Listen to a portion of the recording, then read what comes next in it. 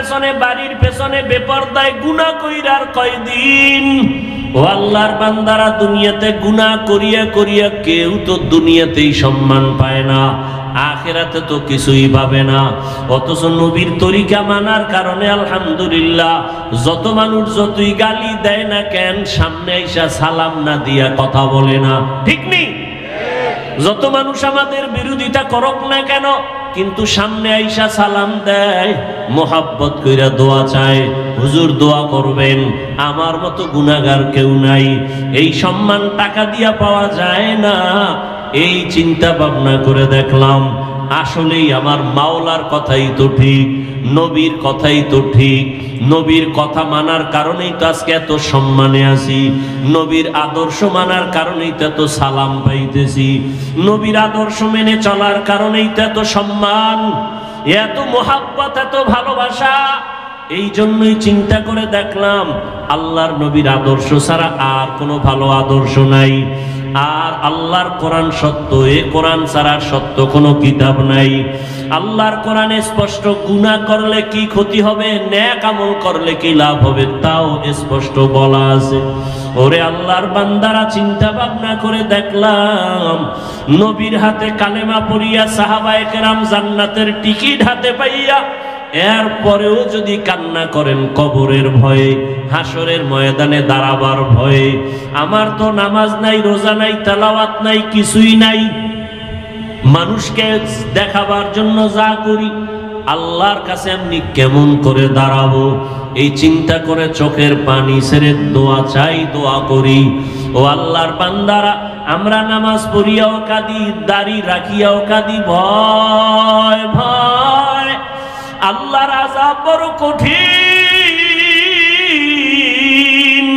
আর আপনারা যারা নামাজ পড়েন না, দাড়ি রাখেন না, পর্দা করেন না, বেপর্দায় চলেন, মা বাবার সাথে বেয়াদবি করেন, আলেম ওলামার সাথে বেয়াদবি করেন, শিক্ষকের সাথে বেয়াদবি করেন, মানুষের উপরে জুলুম করেন, আপনাদের হালাতটা আরো কত ভয়ঙ্কর হবে। দুনিয়াতেই তো মাওলায় দেখায়া দেয়, ওরে টাকা পয়সা নিয়া জুলুম করিয়া বাড়ি ছাইরা পালায়া গেল, ওরে টাকা পয়সা জুলুম করিয়া কেউ দুনিয়াতে সম্মানে থাকতে পারে নাই। কই নমরুদ, কই সাদ্দাত, কই হামান, কই কারুন, কই ফেরাউন, কই আবু জাহাল, কই আবু লাহাব, এক এক করে সব ধ্বংস হয়ে গেল। চিন্তা ভাবনা করে দেখলাম মদিনার আদর্শ ছাড়া শান্তির কোনো পথ নাই। ও আল্লাহর বান্দারা, এই জন্যই তো তাকায় দেখলাম কত মানুষ যদিও মাদ্রাসায় পড়ে নাই, কিন্তু এরপর অনেক সম্মান। কেন বলি, স্কুলে পড়িয়াও নামাজ ছাড়ে না, কলেজে পড়িয়াও দাড়ি কাটে না, বেপর্দায় চলে না। কত ডাক্তার, কত ইঞ্জিনিয়ার, কত প্রফেসর ডাক্তারি করে, নামাজ ছাড়ে না, ইঞ্জিনিয়ার হইয়াও নামাজ ছাড়ে না, প্রফেসরি করিয়াও নামাজ বাদ দেয় না। চিন্তা করে দেখলাম তারাও তো আমার মাওলার দিনের বুঝ পেয়ে গেল। কত র্যাব, কত আর্মি, কত পুলিশ, কত বিডিআর নামাজ পড়ে, দাড়িওয়ালা অভাব নাই। জেনারেল লাইনে থাকিয়াও কত মানুষ দিনের বুঝ পাইয়া নবীর আদর্শের আপন গলার মালা বানায় নিল। তাহলে আমি কেন পারবো না? একজন জেনারেল লাইনের মানুষ যদি নবীর তরিকা মেনে পর্দা করে, আমি কেন পারবো না? আমার এখনো তো তৈরি হওয়া খুবই জরুরি, প্রয়োজন। ও আল্লাহর বান্দারা, আল্লাহর কোরআন সত্য, গুনাহগারের আযাব হবে তাও সত্য। দুনিয়াতে সূর্যের গরম সহ্য করতে পারি না, বেতের বাড়ি সহ্য করা যায় না, মশার কামড় সহ্য করা যায় না। অতএব এখন থেকে তৈরি হয়ে যাও, গুনাহ নিয়ে যেন আজরাইলের হাতে ধরা না পড়ো। এরে আল্লাহর বান্দারা, দুনিয়াতে অনেক অন্যায়কারীরা অন্যায় করা অবস্থায় পুলিশের হাত থেকে বাঁচিয়া চলতে চায়, পুলিশ দেখলে ধরা পড়লে উপায় নাই। ওরে যারা গুনাহগার, আল্লাহর ভয় অন্তরে জমা করিয়া তওবা করো, কারণ গুনাহ অবস্থায় যদি আজরাইলের হাতে ধরা পড়ো, কই ছেলে, কই মেয়ে, কই বাড়ি গাড়ি কিছুই না, সাদা 3টা কাপনের প্যাকেট বানায় কবরে নিয়ে যাবে। আজকে আমার এত সম্মান, এত কিছু, কেউ আমার নাম নিবে না। তবে মানুষের সাথে যদি ভালো ব্যবহার করি, জুলুম না করি, মানুষের সাথে ভালো আচরণ করে যাই, আল্লাহর হুকুম মতো চলে যাই, মানুষ তখন দোয়া করবে, স্মরণ করবে। আর যদি অন্যায় করি, জুলুম করি, স্মরণও করবে না, দোয়াও করবে না, আল্লাহ আমাকে আর ভালো রাখবেন না। অতএব হেদায়েতের মালিক আমার আল্লাহ। এখনো যারা নামাজ ধরতে পারো নাই রে যুবক বাবারা, স্কুলে পড়ো, নামাজটা ধরে ফেলো। কলেজে পড়ো, নামাজ ছাড়িও না, দাড়ি কাটিও না, বেপরদায় চলিও না। মা বাবার দোয়া, শিক্ষকের দোয়া, উলামায়ে কেরামের দোয়া নিয়া নবীর আদর্শের মালা গলায় লাগায়া চলো। আল্লাহর কাছে খাঁটি তওবা করো। মরিয়া গেল আর দাড়ি কাটবা না, নামাজ ছাড়বা না, বেপরদায় চলবা না, মা বাবার বরদোয়া নিবা না, শিক্ষকের সাথে বেয়াদবি করে বরদোয়া নিবা না, উলামায়ে কেরামের সাথে বেয়াদবি করে বরদোয়া নিবা না। তওবা করার মতো যদি অন্তর তৈরি হয়, খাঁটি তওবার নিয়তে দুটো হাত আল্লাহকে দেখায় দাও। আয় আল্লাহ, হাতগুলো কবুল করে নেন, তওবা কবুল করে নেন। তওবার উপরে মজবুত হইয়া চলার মতো তৌফিক দান করেন, আমিন। আলহামদুলিল্লাহি রাব্বিল আলামিন, ওয়াসসালাতু ওয়াসসালামু আলা সাইয়্যিদিল আম্বিয়াই ওয়াল মুরসালিন ওয়া আলা আলিহি ওয়া আসহাবিহি আজমাইন। ইয়া আরহামার রাহিমিন, ইয়া আরহামার রাহিমিন, ইয়া আরহামার রাহিমিন। রব্বিরহামহুমা কামা রব্বায়ানি সগীরা। আল্লাহুম্মা ইন্নাকা আফুউন কারীম তুহিব্বুল আফওয়া ফা'ফু আন্না। আল্লাহুম্মা ইন্না নাসআলুকা রিযাকা ওয়াল জান্নাহ ওয়া নাউযু বিকা মিন সাখাতিকা ওয়ান নার। اللهم إنا نعوذ بك من البرص والجنون والجذام وسيء الأسقام। ও দয়ার মালিক, গুনাহের বোঝা নিয়ে আপনার দরওয়াজায় হাজির। এই ময়দানে তাকায় দেখেন কত আপনার মোহাব্বতের বান্দারা হাত তুলেছেন। ওলামায়ে কেরাম, মুরব্বী, হাজী সাহেব, কত ব্যবসায়ী, চাকরিজীবী, কত যুবক ছাত্র, পর্দার আড়ালে কত মা বোনেরা। আয় আল্লাহ, শয়তানের ধোকায় পড়ে গুনাহ করে ফেলেছি, আজকে তওবা করলাম, আর গুনাহ করব না রে আল্লাহ। আর নামাজ ছাড়বো না, দাড়ি কাটবো না, বেপরদায় চলবো না। মা বাবার দোয়া নিয়া, শিক্ষকের দোয়া নিয়া, উলামায়ে কেরামের দোয়া পরামর্শ নিয়া নবীর আদর্শ মেনে চলবো। আমাদের তওবা কবুল করে নেন, জীবনের গুনাহগুলো মাফ করে দেন আল্লাহ। আলহামদুলিল্লাহ, الحمد لله الذي جعل الشمس والقمر بحسبان والنجم والشجر يسجدان وفضل زمانا على زمان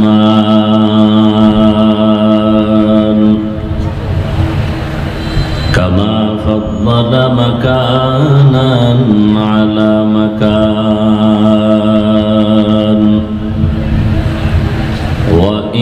وإنسانا على إنسان ونشهد أن لا إله إلا الله وحده لا شريك له لا ضد له ولا ند له ولا مثل له ونشهد أن سيدنا وسندنا وحبيبنا وحبيب ربنا وطبيبنا وطبيب قلوبنا ومولانا محمدا عبده ورسوله صل على محمد النبي الأمي وعلى آله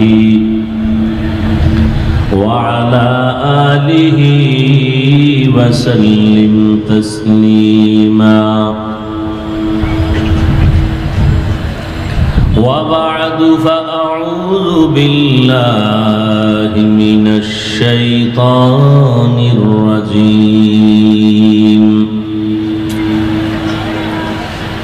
بسم الله الرحمن الرحيم لقد كان لكم في رسول الله أسوة حسنة وقال رسول الله صلى الله عليه وآله وسلم من يرد الله به خيرا يفقهه في الدين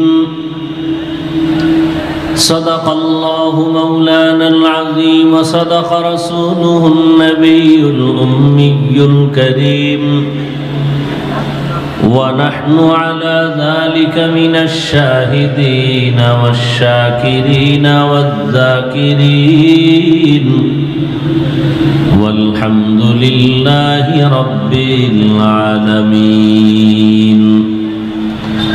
سبحانك لا علم لنا إلا ما علمتنا إنك أنت العليم الحكيم رب اشرح لي صدري ويسر لي أمري واحلل عقدة من لساني يفقه قولي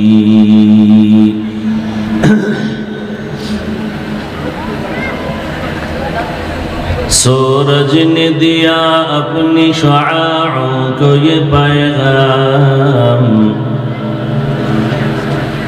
सूरज ने दिया अपनी शुआओं को ये पैगाम दुनिया है अजब चीज को भी सुबह को भी शाम दुनिया है अजब चीज को भी सुबह को भी शाम दुनिया में हो दुनिया का तलबगार नहीं हो दुनिया में हो दुनिया का तलबगार नहीं हो बाजार से गुजर हो खरीदार नहीं हो बाजार से गुजर हो खरीदार नहीं हो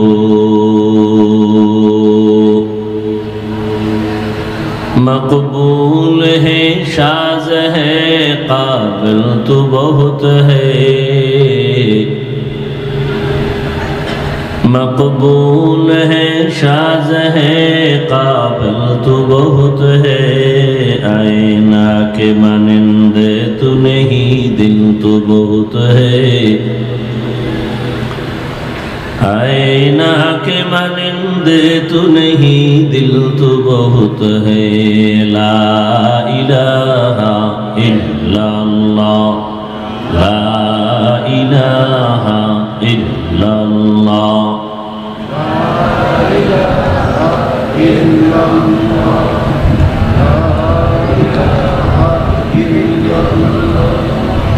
ला इलाहा इल्लल्लाह ला इलाहा इल्लल्लाह ला इलाहा इल्लल्लाह ला इलाहा इल्लल्लाह ला इलाहा इल्लल्लाह ला इलाहा इल्लल्लाह ला इलाहा इल्लल्लाह ला इलाहा इल्लल्लाह ला इलाहा इल्लल्लाह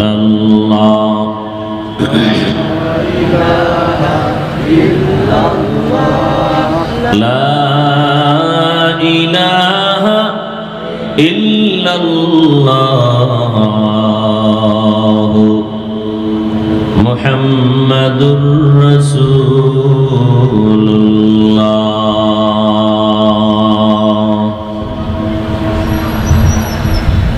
আল্লাহ পাকের প্রিয় বান্দা হযরত মুহাম্মদুর রাসূলুল্লাহ সাল্লাল্লাহু আলাইহি ওয়া আলিহি ওয়াসাল্লামের প্রিয় উম্মতগণ,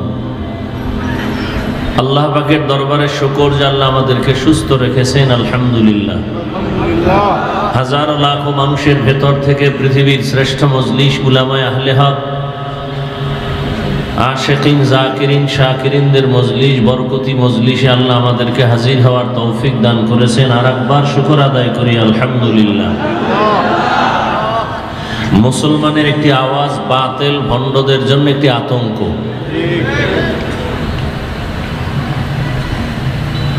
মুসলমানের আওয়াজকেই আজ বাতিলরা অনেক অনেক ভয় করে, কারণ আওয়াজের মধ্যে ঈমানের ঘ্রাণ আছে।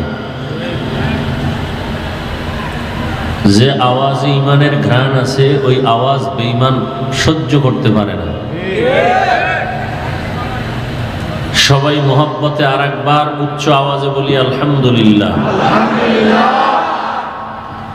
দরুদ ও সালাম সৈয়দুল মুরসালিন, রাহমাতুল লিল আলামিন, শফিউল মুজনিবিন, খাতামুন নবিয়্যিন, সৈয়দুস সাকালাইন, ইমামুল মুরসালিন, শফিয়ে আযম, রাসূল আকরাম, রাহমাতে আলম, নবিয়ুল আরব আল আজম, হাবিবে কিবরিয়া, আশরাফুল আম্বিয়া, সৈয়দুল আম্বিয়া, শফিয়ে মাহশর, সাকিয়ে কৌসর, आकाए नामदार, मदीना का ताजदार, आफताब नबूवत, फ़ख्र मौजूदात, सैयदुल मखलूक़ात, हज़रत मुहम्मदुर रसूलुल्लाह।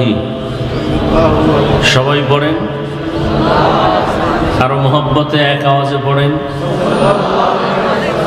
একবার সাল্লাল্লাহু আলাইহি ওয়া আলিহি ওয়াসাল্লাম বলা মাত্র আল্লাহর পক্ষ থেকে 3টা পুরস্কার আপনারা পেয়ে গেছেন। প্রথম পুরস্কার 10টা গুনাহ মাফ হয়ে গেছে। দ্বিতীয় পুরস্কার 10টা নেক আমলনামায় যোগ হয়েছে। তৃতীয় পুরস্কার আল্লাহর আদালতে আপনার মর্যাদা 10 গুণ বেড়ে গেছে। কয়বার পড়ার কারণে 3টা পুরস্কার? একবার। তাহলে এটা যদি 100 বার পড়েন, 200 বার পড়েন, 300 বার পড়েন, আল্লাহ বেশি বেশি বেশি দরুদের আমল করার তৌফিক দান করেন। হর কে বাশুদ আমলে সাল্লু মুদাম, আতশে দোজখ শাওদ বরওয়ে হারাম। দরুদের আমলে অনেক লাভ, দুনিয়াতেও লাভ, আখিরাতে তো লাভ আছেই। ব্যবসার ঝামেলার সমাধান দরুদের আমল, সংসারের সমাধান দরুদের আমল, চাকরির ক্ষেত্রে ঝামেলার সমাধান দরুদের আমল। পাওয়ারফুল একটি আমল দরুদের আমল। আল্লাহ পাক দরুদের আমলকে আমাদের আপন করে নেয়ার তৌফিক দান করেন। যাদের আয়োজনে আজকের এই মাহফিল, মদিনাতুল উলুম, এলেমের শহর শাব্দিক অর্থ, আর সেই এলেমের বরকতে আজকের এই আয়োজন। আজকে আমাকে এখানে আসা কয়েকবার এই মাদ্রাসা,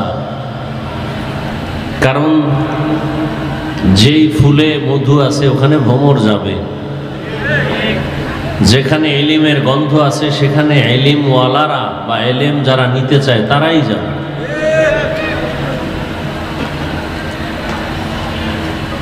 আল্লাহ পাক এই মাদ্রাসা কবুল করেন। আজকে যারা পাগড়ি নিল হাফেজে কোরআন, আল্লাহ এদেরকেও কবুল করেন। এর বরকতে আল্লাহ পুরো এলাকায় শান্তি দান করেন। কবরওয়ালাদেরকে আল্লাহ জান্নাত দান করেন। আপনারা অনেক দূর থেকে কষ্ট করে আসছেন, আল্লাহ পাক এই কষ্টকে নাজাত ও হেদায়াতের জরিয়া হিসেবে কবুল করেন।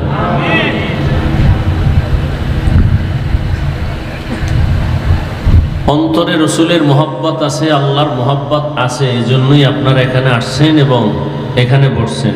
আমি বিশ্বাস করি সত্য তো কথা কি? সবাই একটু স্বীকার করেন রসুলের মহব্বত আছে তো? যদি মহব্বত অবশ্যই আছে, তারপরে আমি চাই অজান্তে কোনো মহব্বতের মাঝখানে যেন গ্যাপ তৈরি না হয়। সেটা কি? রসুলের সুন্নত, কোনো মজলিসে যখন বসো মাঝখানে ফাঁকা রাখবা না, এটা রসুলের সুন্নত, ফাঁকা না রাখা।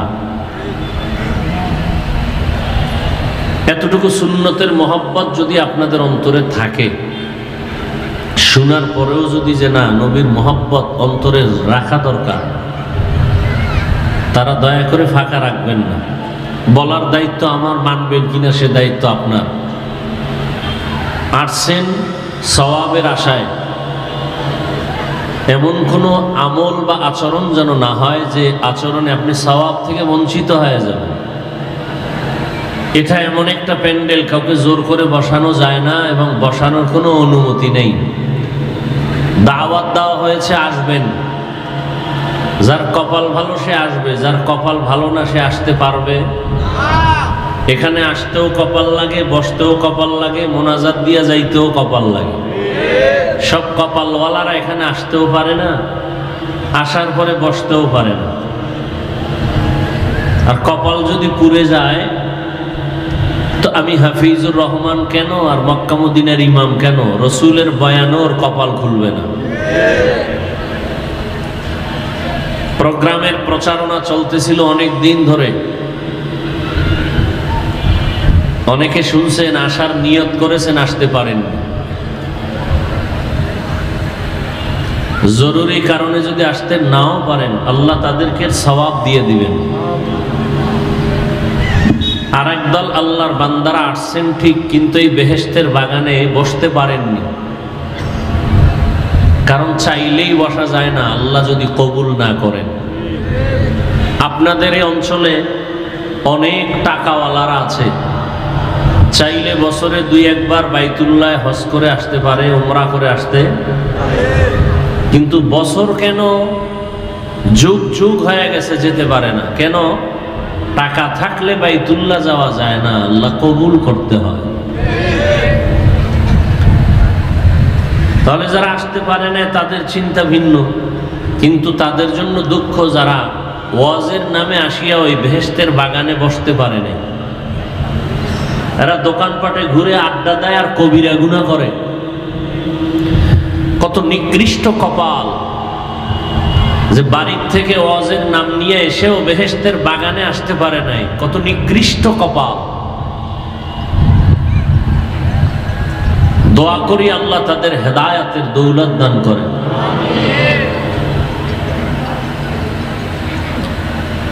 উলামায়ে হযরত আলোচনা রেখেছেন, আপনারা ধৈর্যের সাথে শুনছেন।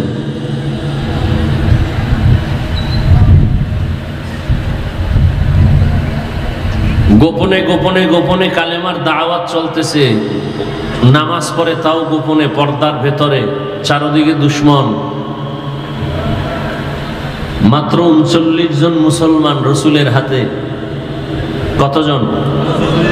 মাত্র 39 জন মুসলমান। গোপনে গোপনে নামাজ চলে, গোপনে গোপনে কিছু দাওয়াত চলে।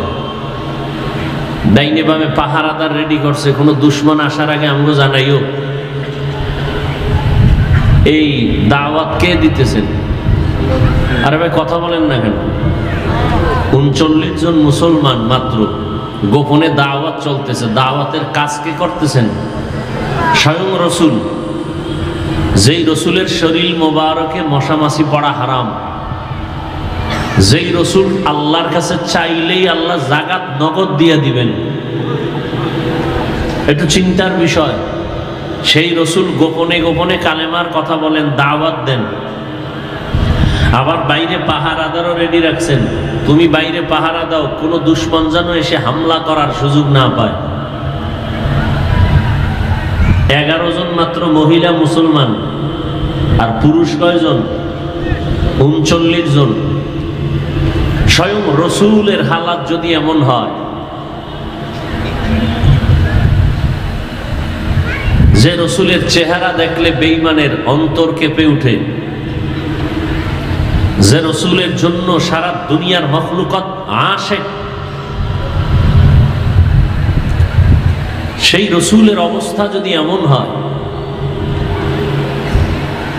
আমরা তো হাজার শুকর আদায় করি যে আলহামদুলিল্লাহ বাদশার হালাতে আমরা এখনো দ্বীনের কথা বলতেছি। কথা ঠিক না? আমাদের কোনো পাহারাদার রাখার দরকার আছে? নেই।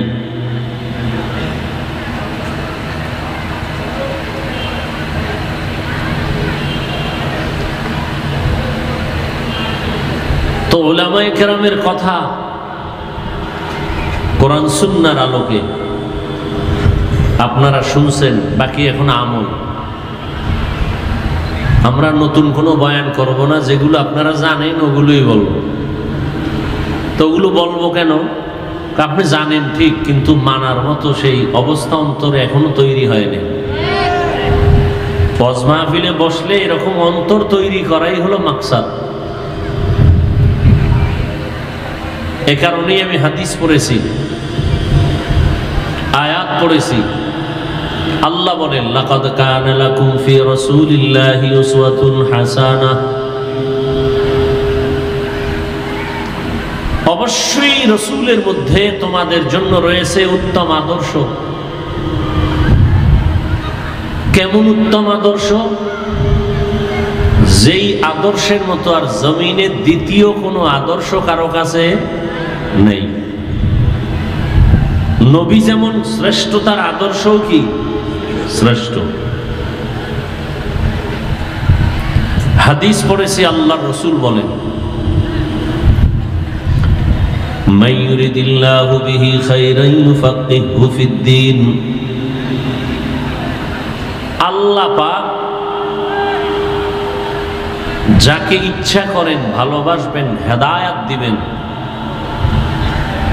কল্যাণ চান আল্লাহ যার, তাকে আল্লাহ পাক তাফাক্কুহ ফিদ্দীনের মাকাম দান করেন। আচ্ছা, আপনাদের পেটে কি বেশি ক্ষুধা লাগছে? হালকা পাতলা ক্ষুধা আছে, সেই ক্ষুধা কি বাদাম খাইলে যাবে? কেন এগুলো করেন ওয়াজের প্যান্ডেলে বসে? এই আকাম চলে, এই জন্য আর বরকত কমে যাইতেছে। বেশি বুঝেন তো, এই বেশি বুঝাই এই জাতির এই হালাত। বেশি বুঝার কারণে আলেমের কথা ভালো লাগে না, ইমামের কথা ভালো লাগে না, নিজের ভুল দেখে না, হুজুরের ভুলটা আগে ধরে ফেলে। ওয়াজের প্যান্ডেলে আপনি 2 ঘন্টা না খাইলে কি হবে? এতে বরকত থাকে না। এখন এই কথা আমি বুঝাবো কাকে? বুঝার মানুষ নাই, বুঝানোরও মানুষ নাই, বিরোধিতার মানুষ আছে। বুঝবে না, উল্টা বিরোধিতা করবে যে বাংলাদেশে উনি একজন হুজুর, আর কোন হুজুর নেই। বাস,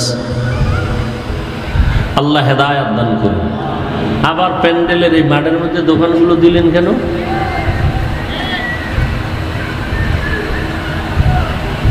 কি বলবো? ওয়াজ হবে মাত্র 2-4 ঘন্টা সর্বোচ্চ, সেই উপলক্ষে মার্কেট কেন? মার্কেট তো এখানে আছে, স্থায়ী মার্কেট, কারো খাওয়ান দরকার সেখানে যাবে। হ্যাঁ, সাময়িক কিছু, হ্যাঁ এই সমস্ত জরুরতের সামান্য কিছু হতে পারে, কিন্তু এমন মার্কেট হয় সেখানে মেয়েরা ঘুরে, মহিলারা ঘুরে, পুরুষ ঘুরে। আর এগুলো প্যান্ডেল থেকে অনেক দূরে রাখা দরকার, যাতে মাহফিলের বরকত নষ্ট না হয়। বুঝাতে পারবো না কথাগুলো বলে। আমি এভাবে বলি যে একটা থানায় পুলিশ আসামি নিয়ে বেতের বাড়ি দেয়, কাঁদে না। আর এটা এমন বরকতি মজলিস যে বয়ান চলে, আল্লাহ ওয়ালারা বয়ান করেন, আর মানুষ 200 হাত দূরে বসে কান্না করে, ওকে মারলো কে? এতটুকু চিন্তা করবেন যে আসলে বরকতটা কি জিনিস। পুলিশে বেত দিয়ে মারতেছে, কাঁদে না, আর আল্লাহ ওয়ালার বয়ান চলতেছে, মাঠের পেছনে মানুষ কাঁদতেছে। এটা এমনি তো হয় না।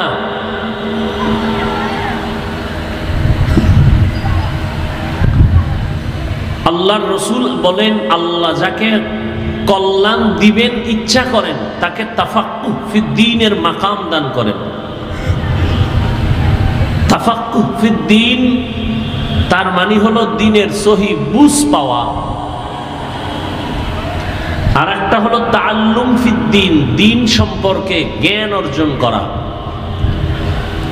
ইসলাম সম্পর্কে জ্ঞান অর্জন করা, ইসলাম সম্পর্কে জানা, আর একটা হলো ইসলাম সম্পর্কে পরিপূর্ণ নিজেকে তৈরি করা। এটা তাফাক্কুহ ফিদ্দীন, অর্থাৎ দ্বীনের সহি সমঝ, দ্বীনের বুঝ। আমাদের বয়ান হচ্ছে আপনারা যে কথা জানেন এগুলোই, তাহলে দ্বীনের কথা জানার তুলনায় আমাদের গুরুত্ব বেশি দ্বীনের বুঝ তৈরি করা। কারণ দ্বীনের বুঝ যখন এসে যাবে তখন জেনারেল লাইনের মানুষটাও আর দাড়ি কাটবে না, নামাজ ছাড়বে না। আর দ্বীনের বুঝ যদি না আসে তাহলে মাওলানা নামের সাইনবোর্ড লাগাইয়াও বেপরদায় বসে আড্ডা দিবে। দ্বীনের বুঝ আসে নাই, দ্বীন সম্পর্কে অনেক জ্ঞান আছে, বুঝ নাই। যারে আমি আর মাওলা আমাকে দেখতেছেন, আল্লাহ আমাকে দেখতেছেন, আমি অন্তরে কি কল্পনা করতেছি, আমার আল্লাহর আদালতে আসামির কাঠগড়ায় দাঁড়াতে হবে, এই বুঝটা যখন অন্তরে ইস্তেহজার হবে তখন সে অন্যায়ের থেকে নিজেকে গুটায় নিবে। এটাকে বলে তাফাক্কুহ ফিদ্দীন। রাসূল বলেন আল্লাহ যাকে কল্যাণ দেওয়ার ইচ্ছা করেন, ভালো চান, তাকে তাফাক্কুহ ফিদ্দীনের মাকাম দান করেন। এখানে আপনারা বসছেন, অনেকেই ফজর পড়েননি, আজ আসর পড়েন নাই, জোহর পড়েন নাই, মাগরিব পড়েন নাই, এশা পড়েন নাই, ওয়াজ শুনতে আসছেন। অথচ রাসূল বলেন মুমিন আর বেঈমানের মাঝখানে প্রাচীর হলো নামাজ। বাইনাল আবদি ওয়া বাইনাল কুফরি তারকুস সালাহ। মুমিন নামাজ ছাড়ে না, বেঈমান নামাজ পড়ে না। তাহলে মুমিন আর বেঈমানের চিহ্ন নামাজ, অথচ নামাজ নাই। আফসুসও আসে না যে নামাজ পড়ি নেই, আফসুসও আসে না অন্তরে যে নামাজ পড়ি নাই বা পড়া প্রয়োজন। বরং কিছু কিছু কুলাঙ্গার এরা বলে নামাজ না পড়লে কি হবে, আমাদের ঈমান তাজা। কত বড় নির্লজ্জ হলে এই কথা বলতে পারে। এর একমাত্র কারণ কি, সে জানে নামাজ পড়া জরুরি কিন্তু পড়ে না কেন? তাফাক্কুহ ফিদ্দীন নাই, দ্বীনের বুঝ আসে নাই। বুঝ আসলে সে শীতের মধ্যেও দৌড়ায় যাবে মসজিদে নামাজ পড়ার জন্য। তাকে ঠান্ডা পোশাক তাকে আটকায় রাখতে পারবে না ঘরে, বৃষ্টি তাকে আটকায় রাখতে পারবে না, রৌদ্র তাকে আটকায় রাখতে পারবে না। সে দৌড়ায় যাবে নামাজ আদায় করার জন্য, কারণ সে বুঝছে আমি নামাজ পড়লেই আমার শরীর ভালো থাকবে, আমি নামাজ আদায় করলেই আমার কাছে ভালো লাগে, মানুষ আমাকে দোয়া করবে, আমার কবর জিয়ারত করবে, আমি মরে গেলে মানুষ জানাজায় আসবে। আরে লোকটা জেনারেল লাইনে থাকলে কি হবে, নামাজ ছাড়ে নাই। এই বুঝটা যখন আসছে সে আর নামাজ ছাড়ে না। আর এই বুঝ যখন আসে নাই তখন হুজুর হইয়াও নামাজ অনেক সময় ঠিক মতো আদায় করে না। এর নাম তাফাক্কুহ ফিদ্দীন। আল্লাহ আমাদের সবাইকে দ্বীনের সহি বুঝ দান করেন। ছোট্ট এক টুকরো আয়াত পড়েছি রাসূলের শান, লাকাদ কানা লাকুম ফি রাসূলিল্লাহি উসওয়াতুন হাসানাহ। তরজমাটা আমি বলে দিয়েছি, ব্যাখ্যায় ঢুকার আগে অল্প টাইম শুধু কিছু ভূমিকা আপনাদের সামনে পেশ করছি। পৃথিবীতে আল্লাহ মানুষ সৃষ্টি করার আগেই সিদ্ধান্ত নিয়েছেন স্থায়ী মানুষ হবে সৃষ্টির শ্রেষ্ঠ। মানুষ সৃষ্টির আগেই আল্লাহর সিদ্ধান্ত মানুষ হবেই সৃষ্টি জগতের শ্রেষ্ঠ। জিনেরাও শ্রেষ্ঠ হবে না, নূরের সৃষ্টিরাও শ্রেষ্ঠ হবে না, একমাত্র শ্রেষ্ঠ হবে মানুষ। স্থায়ী সিদ্ধান্ত করেছেন মানুষ বানাবার আগেই। আল্লাহ সে সিদ্ধান্ত কোরআনে বলেই দিলেন, ওয়ালাকাদ কাররামনা বানি আদম ওয়া হামালনাহুম ফিল বাররি ওয়াল বাহরি ওয়া রাযাকনাহুম মিনাত তাইয়্যিবাত وفضلناهم على كثير ممن خلقنا تفضيلا বনি আদম বড় দামি বড় শ্রেষ্ঠ। আল্লাহ তাআলা বলেন জমিনে চলার মতো রাস্তা খুলে দিলাম আমি আল্লাহ। সাপ চলে ওর একটা আলাদা রাস্তা আছে, আছে না নেই? কুকুর হাঁটার রাস্তা আছে, বাঘ চলার রাস্তা আছে, মাছগুলো চলে ওদের রাস্তা আছে। মানুষ চলার রাস্তা হলো শ্রেষ্ঠ রাস্তা। এমন রাস্তা বাঘের জন্য নাই, এমন রাস্তাটা কোনো প্রাণীর জন্য নাই। আল্লাহ বলেন আমি তৈরি করে দিলাম জমিনে চলার জন্য উত্তম পথ। শুধু তাই না, পানির মধ্যে চলার মতো ব্যবস্থা করে দিলাম। পানির মধ্যে চলে মানুষ, লোহা পানির মধ্যে ফেললে ডুবে যায়। মানুষের মেধা খাটাইয়া ওই লোহা দিয়া আবার সুন্দর বড় বড় স্টিমার বানাইয়া ভাসমান হইয়া এক প্রান্ত থেকে ভিন্ন প্রান্তে যায় ব্যবসার জন্য। আল্লাহ কয় বান্দা তুই নিজে বানায় বাহাদুরি করিস না, তোকে বানানোর মতো মেধা দিয়েছি আমি আল্লাহ। এরপরে আল্লাহ বলেন আমি আল্লাহ মানুষের জন্য জমিনে উত্তম খানার আয়োজন করেছি। আমি পিপিলিকার খানাও দেই, কুকুরের খানাও দেই, জঙ্গলের প্রাণীর খানাও দেই, নদীর মধ্যে হাজার হাজার মাছের খানাও আমি আল্লাহ দেই, উড়ন্ত পাখির খানাও কে দেন? জবান খুলেন, কে দেন? গর্তাওয়াকুল মিকুনি হার সুবহ শাম میرا ساند رزق تو ازلا مقام جزبہ حق چی زیم خواهد انسو جا فضل او عامست در جملہ جہاں জঙ্গলের প্রাণীর রিজিক আল্লাহ দেন, নদীর মধ্যে হাজারো মাছের খানা কে দেন? জঙ্গলের প্রাণীরা কি সকাল 8টায় বাজারে আসে খাইতে? ওদের জায়গা মতো খানা আল্লাহ পৌঁছাইয়া দেন। কিতাবের মধ্যে আছে একটা কাক যখন বাচ্চা দেয়, কাক কাক চিনেন তো? কি গামনে লাগায়? হ্যাঁ, কাউয়া।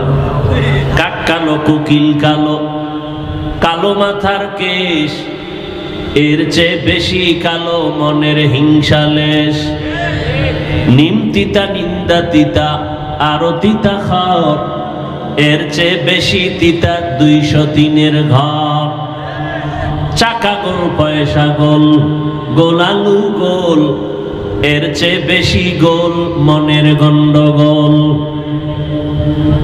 বাংলাদেশে এই পরিমাণ গন্ডগোলের কারণে হুজুরেরাও এক জায়গায় হইতে পারে না, পারবে কিনা জানাও নাই।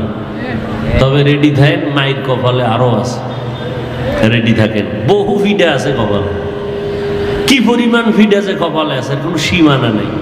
আর যদি ইমান টিমান বাদ দিয়া চলেন, মানে দাবি করবেন মুসলমান, দাড়ি রাখবেন না, দাবি করবেন মুসলমান, সুদ খাইবেন, দাবি করবেন মুসলমান, পর্দা করবেন না, আপনার কোনো টেনশন নেই। আপনি দুনিয়ায় বাদশা, কিয়ামতে বিনা হিসাবে জান্নাত। কি? আর যদি কোন না মুসলমান দাবি করলে চাপাবাজি না, দাড়ি রাইখা মুসলমান দাবি করুন, টুপি ওয়ালা মুসলমান হব, আল্লাহকে ধোকা দিব না, তাহলে রেডি থাকেন পিডা খাওয়ার জন্য। আল্লাহ, দুনিয়ার অবস্থা বড় খারাপ। করোনা দিয়েই এ পৃথিবীটাকে মাজা ভেঙ্গে দিয়ে গেছে এক করোনা, আর সোজা হবে না, আর জীবনে সোজা হবে না।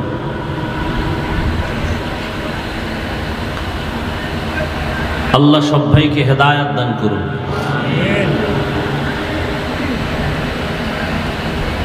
আপনারা তো মনে করেন স্বাধীন স্বাধীন স্বাধীন, না? কিসের স্বাধীন? স্বাধীনের ব্যাখ্যা কি? হুজুর বয়ান করবে, তার বয়ানে বাধা দিবে, এই স্বাধীন? মসজিদের খতিব সাহেব বয়ান করবে, বয়ানের উপরে রেস্ট্রিকশন আসবে, এই স্বাধীন? কিসের স্বাধীন? মহিলারা রাস্তায় নামছে কোরআনের ভুল ধইরা, যে কিছু কিছু জায়গায় আল্লাহ পাক ইনসাফ করে নাই, তাও ভুল ধরতে চায় আম্মা জানেরা। এরা এখন কমিশন গঠন করে যারা বেশ্যাবৃত্তির লাইন নিয়ে দৌড়াচ্ছে, 24 ঘন্টা জেনার মধ্যে আছে, এগুলো লাইসেন্স চায় যে এগুলো কাম বৈধ, স্বাধীন না, স্বাধীন। আল্লাহ হেদায়েত দান করুন।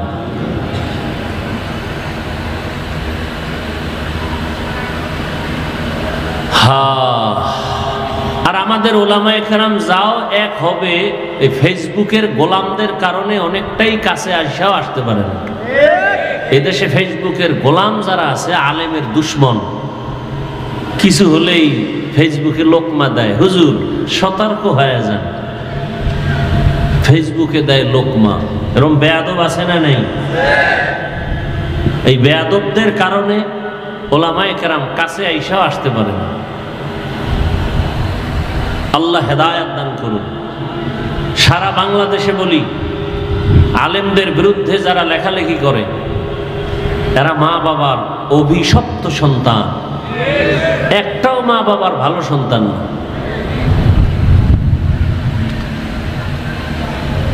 তো পৃথিবীতে মানুষ সৃষ্টির আগেই আল্লাহ মানুষকে সৃষ্টির শ্রেষ্ঠ মর্যাদা দিছেন, যে আয়াত আমি আপনাদের শুনাইলাম। মানুষের জন্য উত্তম খানা কুকুরেও খায়, শুকরেও খায়, গরুয়েও খায়। মানুষের খানা কি এক? মানুষের যত খানা সব কাবারে আটকানো, যাতে ময়লা না লাগে। আপনি ভাত খাবেন, চালটা কাবার লাগায় দিছেন। আপনি রুটি খাবেন, গম কাবারে আটকানো। আপনি মাছ খাবেন, কাবার খুলে খাও। গোশত খাবেন, চামড়া দিয়ে আটকানো। চামড়াটাও খাইতে মনে চায়, পশম দিয়া কাবার লাগায় দিলেন। ফল খাবেন, কাবারে ঢুকানো। কিছু কিছু ফল আছে কাবার সহ খাওয়া যায়, যায় না? যেই কাবার গুলো সহ আপনি খেতে পারবেন, সে কাবার গুলো এতটাই সফট, এতটাই প্লেন যে বাইরের ময়লা আটকায় না। বাইরের ময়লা আটকায় না। আর যেটা আটকায় যায় ওইটার চামড়া সহ কাবার সহ খাওয়া যায় না। যেমন কলার ভিতরে ময়লা আটকায় বাহির থেকে, এই জন্য এটা ফালায় খাও। আপেলের উপরের কাবারের উপরে ময়লা আটকাবে না, হালকা পানি দাও, ধুইয়া নাও, কাবার সহ খাও। আঙ্গুরের ময়লা আটকাবে না, কাবারটা সহই তুমি ধুইয়া খেয়ে ফেলো। তো মানুষের রিজিক এত প্রিয়, আল্লাহ তাআলা বলেন মানুষ হবে সৃষ্টির শ্রেষ্ঠ। সিদ্ধান্ত মানুষ বানাবার আগেই, তো দুনিয়ায় পাঠাবার পর এদের শ্রেষ্ঠত্ব ধরে রাখার জন্য আমি আল্লাহ কিছু ব্যবস্থাও দিয়েছি, যেই ব্যবস্থাগুলো ধরে রাখলে ওর সম্মান ইজ্জত কখনো নষ্ট হবে না। এই ব্যবস্থার মধ্যে দুইটা ব্যবস্থা আল্লাহ দিলেন। এক ব্যবস্থা ব্যক্তি, দ্বিতীয় ব্যবস্থা কিতাব। ব্যক্তিদের মধ্যে শ্রেষ্ঠ ব্যক্তি রহমাতুল লিল আলামিন। কিতাবের মধ্যে শ্রেষ্ঠ কিতাব হলো কোরআনুল কারীম। শ্রেষ্ঠ ব্যক্তি রহমতের নবী আমার, তিনিও আসলেন মক্কা নগরীতে। কিতাবের মধ্যে শ্রেষ্ঠ কিতাব আল্লাহ এটাও দিলেন মক্কা নগরীতে। তবে ব্যবধান, আল্লাহ যে দুইটা ব্যবস্থা দিলেন, কিতাব আর ব্যক্তি, এই দুই ব্যবস্থা যারা মেনে চলবে তারা দুনিয়ায় বাদশা, আখিরাতেও বাদশা। এদের কোনো সম্মানও কখনো যাবে না, ঈমানও যাবে না। তবে এই দুই ব্যবস্থার মধ্যে পাওয়ার হলো ব্যক্তির পাওয়ার বেশি। এজন্য আল্লাহ ব্যক্তি জমিনে বেশি পাঠাইছেন, কিতাব কম পাঠাইছেন। নবীগণ, সিদ্দিকগণ, শহীদগণ, সালেহগণ, লক্ষ লক্ষ নবী রাসূল, লক্ষ লক্ষ সাহাবায়ে কেরাম। কিতাব হলো 104, আবার ব্যক্তি আগে পাঠাইছেন, কিতাব অনেক পরে পাঠাইছেন। আবার ব্যক্তি পাঠাইয়া কিতাবটা হাতে দেন নাই, বরং কিতাবটা বুঝার মতো যোগ্যতা আল্লাহ আগে ঢুকাইছেন, বুঝানোর মতো যোগ্য বানাইছেন, তারপরে কিতাব দিছেন। না হয় আমাকে এক প্রশ্নের জবাব আপনারা দেন, রহমতের নবীর মতো তো শ্রেষ্ঠ ব্যক্তি কেউ নাই। বলে কেমন শ্রেষ্ঠ? মেধার বেলায় শ্রেষ্ঠ, চেহারার বেলায় শ্রেষ্ঠ, গঠনের বেলায় শ্রেষ্ঠ, শারীরিক গঠন শক্তির বেলায় নবী শ্রেষ্ঠ। কেমন? কোনো তুলনা নাই। সেই নবীর আমাদের তো এখন এমন যুগ আসছে, 1-1.5-2 বছরের বাচ্চা অনেক চালাক। রহমতের নবী তো তুলনাহীন ব্যক্তি, সেই রসুলকে 40 বছর পরে কেন কোরআন দিলেন? দুনিয়ার মানুষকে জানায় দিলেন, হে মানুষ, রহমতের নবী গোটা দুনিয়ার মানুষের আদর্শ মডেল। এমন আদর্শ রহমতের নবী তৈরি করলেন, কিয়ামত পর্যন্ত ওই প্রেসক্রিপশন দিয়া গোটা দুনিয়াটা চলবে, নতুন কোনো আদর্শের প্রয়োজন হবে না। তবে যারা চালাকি করে মুহাম্মদের প্রেসক্রিপশন বাদ দিয়া নতুন কোনো ডাক্তারের প্রেসক্রিপশন নিবে, এদের মরার আগে ধ্বংস চলে আসবে, আসতেছে, চোখের সামনে দেখতেছি। একমাত্র কারণ লোকটার বাড়ি আছে, গাড়ি আছে, টাকা আছে, তারপরও কেন জুতার বাড়ি খায়? একমাত্র কারণ মদিনাওয়ালার আদর্শ নাই।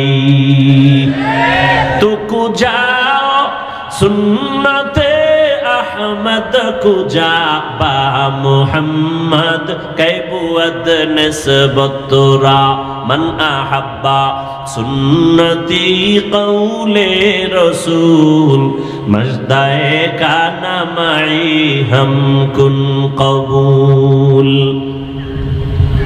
আর একটা লোকের বাড়ি নাই, গাড়ি নাই, টাকা নাই, কিন্তু লোকটাকে সবাই সম্মানের চেয়ার আগায় দেয়। কেন? কয় টাকার মালিক? বলে কোনো টাকা নাই। কয়তলা বিল্ডিং? কয় বাড়ি নাই। ঘরের ভেতরে গ্রাম্য ভাষায় বলে উন্দুর ভরে আর মরে। কাজ করলে চুলায় আগুন জ্বলে না, করলে চুলায় আগুন জ্বলে না। এমন বান্দাটারে কেন সবাই মাথায় নিয়ে সম্মান করে, চেয়ার আগায় দেয়? কয়ের কাছে টাকা নাই, পয়সা নাই, বাড়ি নাই, গাড়ি নাই, কিন্তু এর কাছে আছে মদিনাওয়ালা নবীর আদর্শ। এজন্য নবী 1000 বছর আগে চ্যালেঞ্জ দিয়া গেলেন, ক্বালা রাসূলুল্লাহ সাল্লাল্লাহু আলাইহি ওয়া আলিহি ওয়াসাল্লাম তারাকতু ফীকুম আমরাইন লান তাদিল্লু মা তামাসসাকতুম বিহিমা কিতাবাল্লাহি ওয়া সুন্নাত রাসূলি। নবী বলেন, 2 জিনিস রেখে গেলাম, আঁকড়াইয়া যারা ধরবে এদের ঈমানও যাবে না, এদের সম্মানও যাবে না। এক হলো আল্লাহর কিতাব কোরআন, আর একটা হলো রহমতের নবীর জীবনের আদর্শ সুন্নত। নবীর আদর্শ কি? সুন্নত। এই 2 জিনিস এখনো যাদের কাছে আছে তাদের সম্মানও আছে, ঈমানও আছে। এই 2 জিনিস যার কাছে যতটুকু নাই তার কাছে ততটুকু সম্মান নাই, ঈমানও নাই। ভাইরা আমার, রহমতের নবী মক্কা নগরীতে আসছেন, 2 ব্যবস্থা আল্লাহ দিয়া দিলেন নবী পাঠাইয়া। এরপরে আল্লাহ 40 বছরের পরে কোরআন অবতীর্ণ করা শুরু করলেন। কেমন জায়গা মক্কা? নবী যখন আসছেন তখন মক্কার জায়গা বড় দামি, কিন্তু মানুষগুলো সব থেকে বড় চরিত্রহীন, লম্পট, বড় খারাপ। জায়গা বড় দামি, পৃথিবীর মধ্যখানের জায়গা, যেখানে আল্লাহর ঘর বাইতুল্লাহ। ইন্না আউয়ালা বাইতি উযিআ লিন-নাসি লাল্লাযী বিবাক্কাতা মুবারাকান ওয়া হুদা মুবারাকান ওয়া হুদাল লিল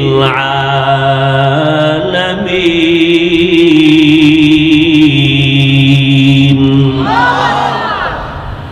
এমন একটা ঘর আল্লাহ বানাইলেন, পৃথিবী নামক গ্রহ আল্লাহ বানাইয়া প্রথম ঘর, এমন একটা ঘর আল্লাহ বানাইলেন যে ঘর হেদায়েতের ঘর, ইবাদতের ঘর, যেই ঘরের দিকে তাকাইলে সওয়াব, যেই ঘর শুধু দেখবে তাকায়া বাইতুল্লাহ সওয়াব, যেই ঘরের আঙ্গিনার মধ্যে বসে একবার যদি বলে আল্লাহ 1,00,000 বার আল্লাহ বলার সওয়াব, যেই বাইতুল্লাহর এরিয়ার মধ্যে বসে যদি একবার কেউ বলে লাব্বাইক 1,00,000 বার লাব্বাইক বলার সওয়াব, যেই এরিয়ার মধ্যে একটা সেজদা দিলে 1,00,000 সেজদার সওয়াব। এমন একটা ঘরের পাশের মানুষগুলো চরিত্রহীন, চরন্ত খারাপ। কতটা খারাপ ভাষা নাই বলার, লজ্জার কারণ এত খারাপ। নারী আর পুরুষ উলঙ্গ হইয়া একত্রে বাইতুল্লাহর দেওয়ালটাকে তাওয়াফ করে, কতটা খারাপ। অথচ মসজিদ দেখলে কোন হিন্দু মহিলাও যদি মসজিদের কিনারা দিয়া হেঁটে যায় মাথার কাপড় টেনে দেয়, মসজিদ সম্মান করে। ওরা কত খারাপ যে বাইতুল্লাহর সামনের দেওয়ালটারে পুরা তাওয়াফ করে নারী পুরুষ একসাথে, আবার সব উলঙ্গ। কেন? এর কেনরও জবাব আছে। কেন করে? বলে ওরা অন্যায় করে, কাপড় না পাক, পোশাক না পাক, বাইতুল্লাহ পাক, এই জন্য নাপাক কাপড় নিয়ে বাইতুল্লাহর কাছে যায় না, সম্মান করে। আমগো দেশে কয় অতিভক্ত, এর নাম চোর। অতিভক্তের নাম চোর। ভাইরা আমার, শুধু তাই না, এরা কোনো পশু জবাই করলে রক্তগুলো বাইতুল্লাহর দেওয়ালে মেখে দেয়, মনে করে এটা বরকত। তাহলে আমার জবাইটা কমপ্লিট, কবুল হয়ে গেছে। আল্লাহ আয়াত নাজিল করে বলেন, নবী জানায়া দেন, লা ইয়ানালাল্লাহা লুহুমুহা ওয়ালা দিমাউহা ওয়ালাকিন ইয়ানালুহুত তাকওয়া মিনকুম। এই পাপিষ্টরা, তোদের রক্ত আর গোশত আমার কাছে দাম নাই, আমার কাছে একমাত্র দাম হলো তোর অন্তরের তাকওয়া, ভয়। কোরবানিটা দাও গোশত বেশি খাওয়ার জন্য নাকি আল্লাহকে খুশি করার জন্য? এটা আমি দেখার, এটাই তোর কোরবানির মূল। কত বড় গরু কোরবানি দিলা, কত কেজি গোশত হলো, আমি আল্লাহ এটা দেখি না, আমি দেখি তোমার অন্তরের মধ্যে আমি আল্লাহর ভয় আছে কিনা। হর কে দারত খৌফে হকদার দিল মদম, জান্নাতুল মাওয়া দেহাত ওরা মাকাম। মক্কার মানুষ আর কত খারাপ, বলে ওরা নারীদের পছন্দ করে না। বিধবা নারী সমাজের বাইরে। আম্মা জানেরা মাসে যখন অসুস্থ হয় বিছানা আলাদা করে দেয়, ঘৃণা করে। কন্যা পছন্দ করে না। ছেলে হলে বাবা খুশি, বড় ঈদের আনন্দ করে। মেয়ে হলে বাবা দরজা লাগায়া ঘরের মধ্যে থাকে, বাইরে যায় না, লজ্জা। কন্যা হইছে এই ভয়, এই লজ্জা। রহমতের নবী আসছেন, এত খারাপ জায়গায় রহমতের নবীরে আল্লাহ পাঠাইলেন কেন? যেই জায়গার মানুষ এত খারাপ, ওই জায়গার মধ্যে এত দামি রহমতের নবীকে কেন পাঠাইলেন? বলে যত বড় রোগী তত বড় ডাক্তার, ঠিক নেই? ইমামুল আউয়ালিন আল আখিরিন বহরে সদকা রহমাতাল লিল আলামিন সাইয়্যিদুল কাউনাইন খাতমুল মুরসালিন আখির আমদ বুদে ফখরুল আউয়ালিন শুদ ওজুদাস রহমাতাল লিল আলামিন মসজিদে কুশুদ হামারো ये जमीन। রোগী যত বড় ডাক্তারও তত বড়। রহমতের নবী কেমন ডাক্তার? বলে শ্রেষ্ঠ ডাক্তার। শ্রেষ্ঠ ডাক্তার কাকে বলে? কয় যেই ডাক্তারের ঔষধ দেওয়ার পরে আর কোনো ডাক্তারের প্রয়োজন হয় না। রহমতের নবী এমন এক ডাক্তার, নবী আইসা এমন ঔষধ দিলেন যে ঔষধ সেবন করলে মানুষ দুনিয়াতেও লাভবান, আখিরাতেও লাভবান। অন্য কোনো ডাক্তারের ঔষধ নেওয়ার প্রয়োজন হবে না।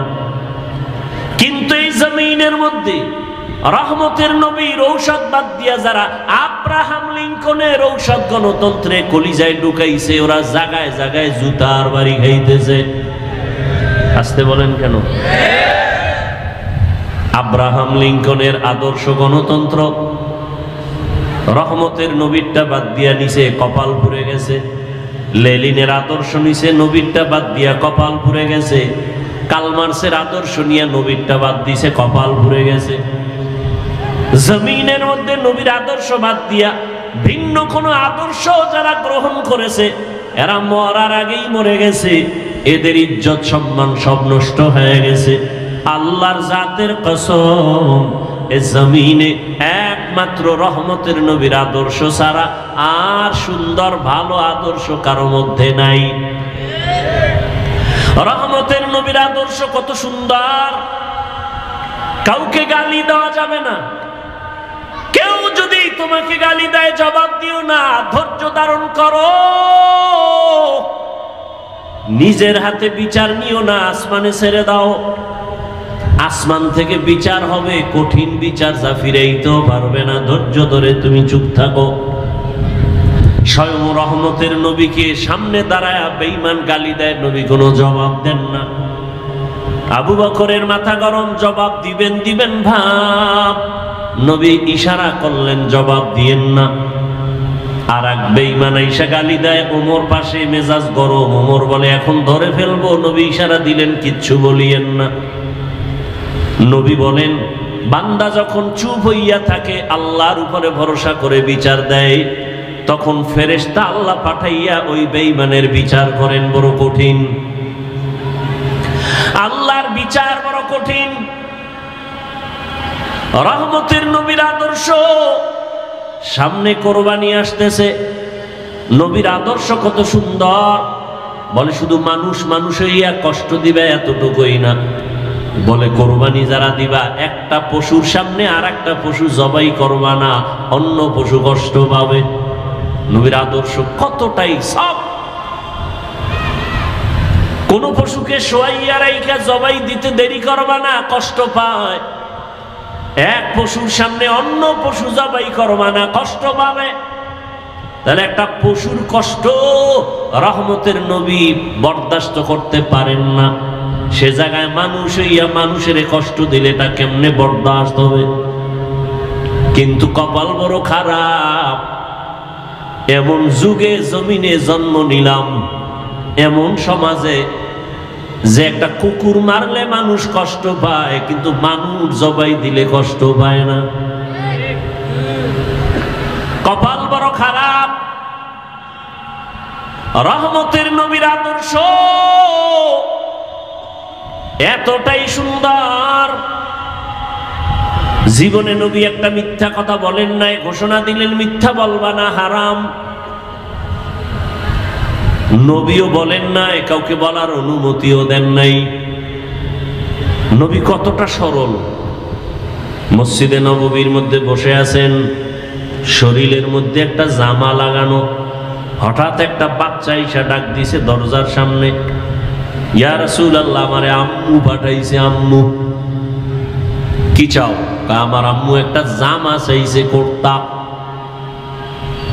নবী বললেন আমার কাছে এক্সট্রা কুর্তা নাই, জামা নাই। বাচ্চা চলে গেল, খালি বডি নিয়ে নবী বসে আছেন। আপনি দিবেন? এই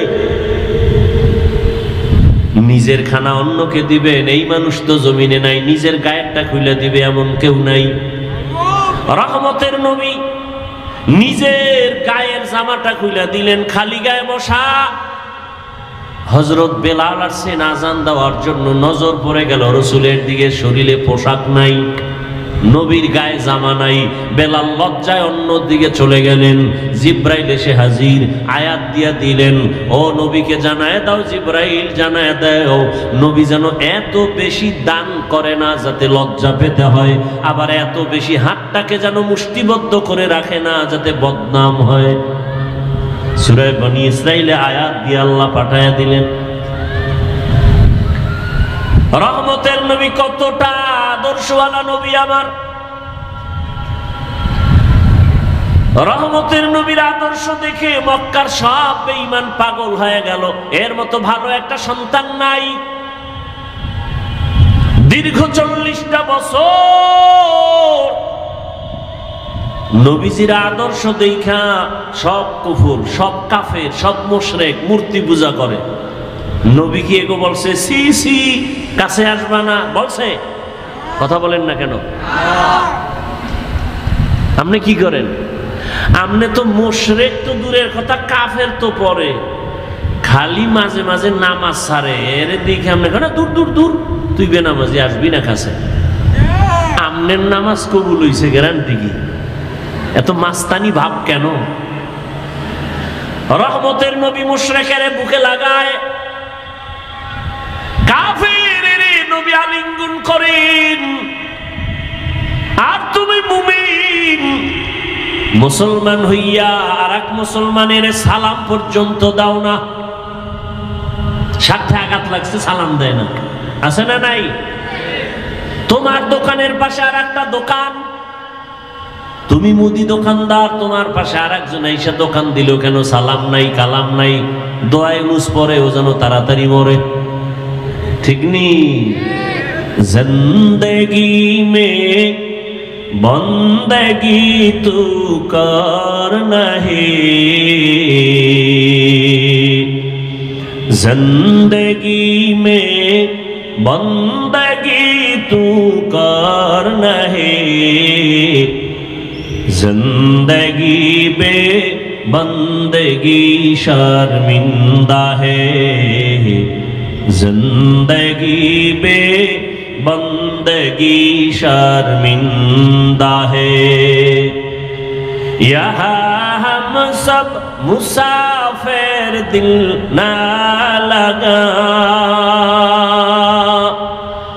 अहले दिल की नजर से रूह करता जा,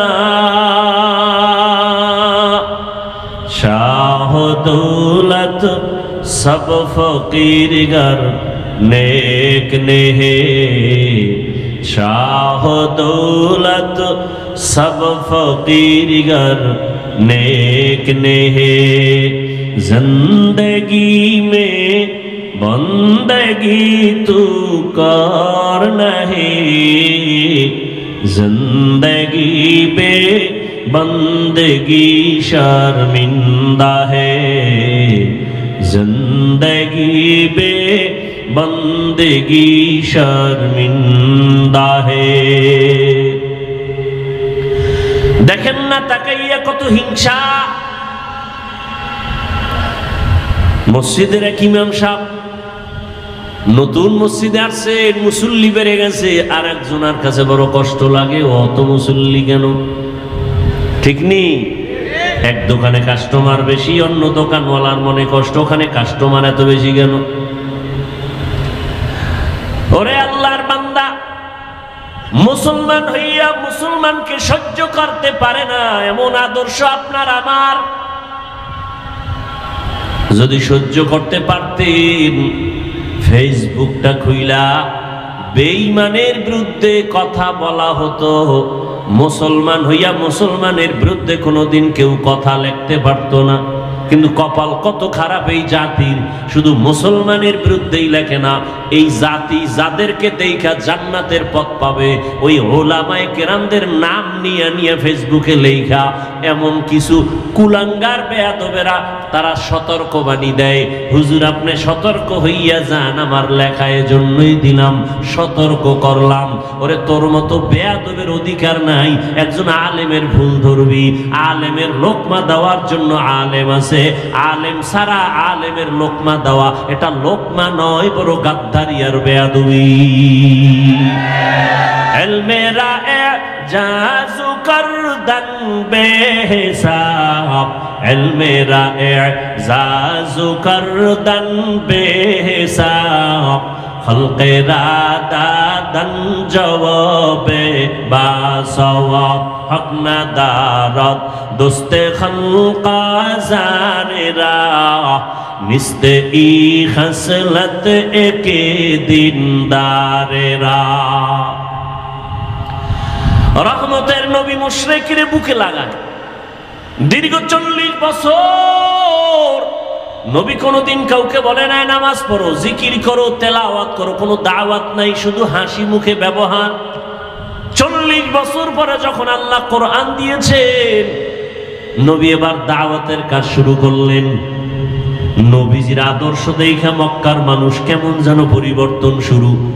এত খারাপ, এত খারাপ, এত খারাপ সেই মানুষ এত ভালো, এত ভালো, কিয়ামত পর্যন্ত তাদের স্বর্ণাক্ষরে নাম লেখা। খারাপ মানুষ এত দামি হয়ে গেল। আল্লাহ পাক জিব্রাইলের দিয়া লিস্টি পাঠায় দিয়া কয় নবীরে জানাও, এই লিস্টিতে যাদের নাম আছে ওই সমস্ত নবীর ছাত্র সাহাবা, এরা বিনা হিসাবে জান্নাতি। এত বড় খারাপ মানুষগুলো জান্নাতের টিকিট পাইলেন। নবী এদেরকে এত ভালো বানায় ফেললেন কি বেতের বাড়ি দিয়া, গালি দিয়া। আহ, নবীর ব্যবহার কত সুন্দর, নবীর আদর্শ কত সুন্দর। সেই আদর্শ লালন করলেন সাহাবায়ে কেরাম, তাদের আদর্শ কতই না সুন্দর। রহম দিলওয়ালা নবী আমার, সারা দুনিয়ার মধ্যে অদ্বিতীয় আমার নবী।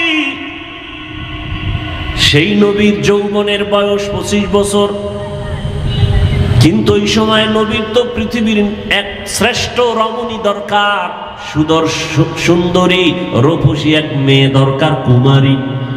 কিন্তু আল্লাহ পাক মক্কার মানুষের সব চরিত্র ঠিক করার জন্য নবীরে পাঠাইয়া দেখাইলেন।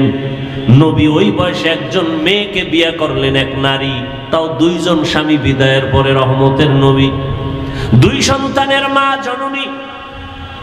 ওদিকে আবার বয়সেরও কোনো মিল নাই। রহমতের নবীর বয়স 25, আম্মা জানের বয়স কত? এতটা দেখার পরও যে বেঈমান, যে পশু, যে কুলাঙ্গারের বাচ্চারা বলে মোহাম্মদ যৌবনের তাড়নায় পরে অনেক বিয়া করেছে, ওরে পিটাইয়া এরপরে ওকে কুকুরের নাস্তা বানাইলো, এর ঝাল শোধ হয় না। তুকু যাও সুন্নতে আহমদ কো যা, মা মুহাম্মদ কে বুয়াদ নিসবত তোরা। 40 বছরের রমণী রহমতের নবীর বয়স 25। ও পর্দার আড়ালের শিক্ষিতা আম্মা জানেরা, আজ আপনার মতো কত মা ঢাকার শহরে স্লোগান দেয় ইসলাম নাকি নারীর অধিকার দেয় নাই, সম্মান দেয় নাই। আবার এদের সাথে কিছু নাস্তিক কুলাঙ্গার চরিত্রহীনেরাও তাল মিলায়। আল্লাহর জাতের কসম, হিন্দুদের ধর্মের কিতাব খুলো, নারীর উপরে জুলুম। ইহুদি ধর্মের কিতাব খুলো, নারীর উপরে জুলুম। খ্রিস্টান ধর্মের কিতাব খুলো, নারীর উপরে জুলুম। একমাত্র নারীর ইনসাফ আর এহসান করেছে, তার নাম হলো ইসলাম। ইসলাম ছাড়া নারীর অধিকার কেউ দেয় না। আরে আম্মা জানেরা, এটা বুঝার মতো মেধা কই? রহমতের নবী বুঝাই দিলেন, আমি এত বড় পাওয়ারওয়ালা মুহাম্মদ, আমার শারীরিক শক্তি অতুলনীয়, জৈবিক শক্তি অতুলনীয়, মানবিক শক্তি অতুলনীয়। আবার 25 বছর বয়সে আমি 40 বছরের এক রমণীকে বিবাহ করেছি। তাও আবার 2 স্বামী বিদায় হলে 3য় স্বামী আমি, তাও আবার নিঃসন্তান না, 2 সন্তানের জননী। আবার তার গর্ভ থেকে আল্লাহ আমাকে 4টা কন্যা দান করেছেন। খাদিজাতুল কুবরার গর্ভ থেকে 4 কন্যা। নবী বলেন আমার একটা ছেলেও নাই, আমি 4 কন্যার বাবা। রহমতের নবী বলেন, ও দুনিয়ার বেঈমান মক্কার মুশরিক, তোরা কন্যা পছন্দ করো না। কন্যা হলে বাবা কষ্ট পায়, বউরে গালি দেয়। 1500 বছর পরেও এমন কিছু কুলাঙ্গার আমগো সমাজে এখনো আছে। ছেলে হলে খুশি হয়, মেয়ে হলে কষ্ট পায়। কথা বলেন না কেন? নাই, বউরে গালি দেয়। সব মাইয়া কেন? তুই বউ দিছে, এই দোষ বউয়ের? যদি তুমি দোষ খুঁজতে চাও তো দোষ তো তোমার, এখানে তো বউয়ের দোষ না, দোষ তো তোমার। তোমার রেখে দেওয়া আমানত স্ত্রী বহন করে, তাকে পুরস্কার দাও। আল্লাহ কয় কারো দোষ না, সব কুদরত কার? লিল্লাহি মুলকুস সামাওয়াতি ওয়াল আরদ ইয়াহাবু লিমান ইয়াশাউ ইনাসাও ওয়া ইয়াহাবু লিমান ইয়াশাউ যুকুর আও ইউযাওবিজুহুম যুকরানা ওয়া ইনাসা وَيَجْعَلُ مَن يَشَاءُ عَقِيمًا إِنَّهُ عَلِيمٌ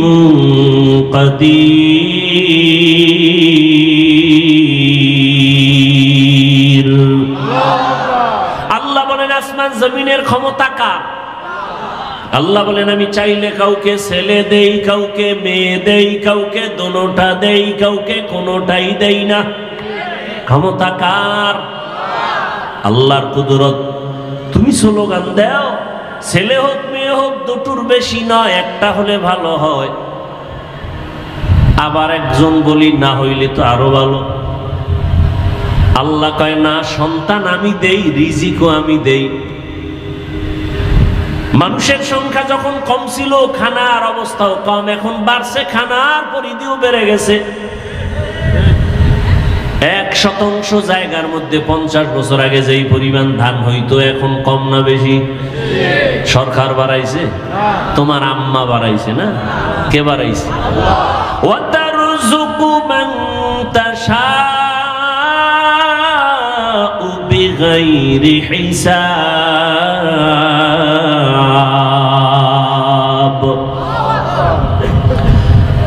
আগে 10টা পেয়ারা খাইলো টের পাওয়া যায় না, এখন এত বড় বড় পেয়ারা একজনে একটা খেতে পারি না। কে বানাইছেন? এত হাজার হাজার মাছের খানা যিনি দিতে পারেন, হাজার হাজার প্রাণীর খানা যদি জঙ্গলে দিতে পারেন, সেই মালিক মানুষ তোমারে কেন দিতে পারবে না? এত অন্তর কেন তোমার দুর্বল? রহমতের নবী বলেন এই খাদিজার গর্ভ থেকে আমার কয়টা কন্যা? 4 কন্যা, আমার কোনো ছেলে নাই। মক্কার বেঈমানেরা ঘুরে ঘুরে কয় মুহাম্মদ মরে গেলে বংশ শেষ, ধরে রাখার কোনো ছেলে নাই। নবীর মনে কষ্ট। আল্লাহ বলেন আপনার কোনো চিন্তা নাই, ইন্না আতাইনাকাল কাউসার, আমি আপনাকে কাউসার দান করব, আর এই কাউসারের দ্বারা সম্মান থাকবে কিয়ামত পর্যন্ত।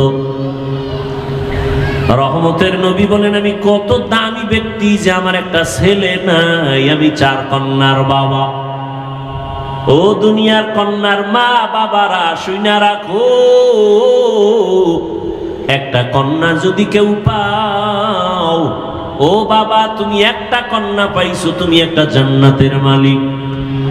2 কন্যা পেয়েছো, তুমি 2টা জান্নাতের মালিক। 3টা কন্যার বাবা হয়েছো, তুমি 3টা জান্নাতের মালিক। তুমি 4 কন্যা পেয়েছো, তুমি 4টা জান্নাতের মালিক। মক্কার মানুষ কত খারাপ, কন্যাকে শুধু অপছন্দ করে তাই না, বাবা হইয়া কন্যাকে জ্যান্ত চাপা দিয়া, পাথর চাপা দিয়া মেরে ফেলে। এতটা খারাপ মানুষ, সেখান থেকে ভালো মানুষে পরিণত করলেন রহমতের নবীর আদর্শ। এরে আল্লাহর গোলাম,